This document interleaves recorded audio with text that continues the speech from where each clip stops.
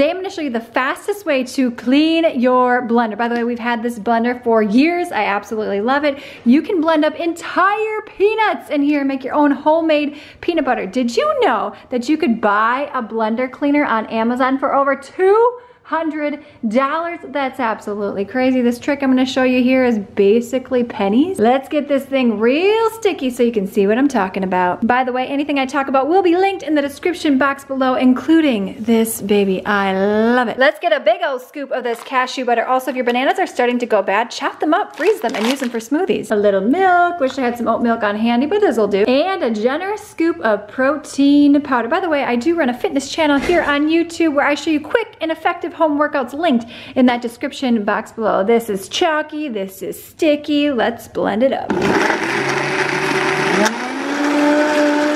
Yeah, baby! Hoo, hoo, hoo! That's gonna be tasty.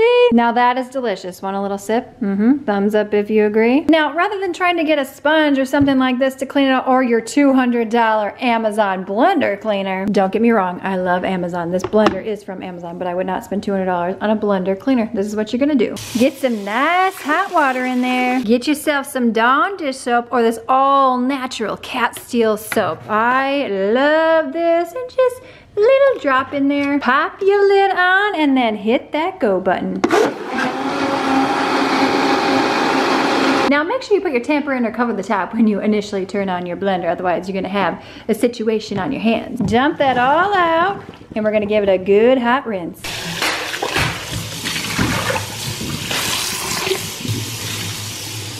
Look at that. Let's investigate the blades.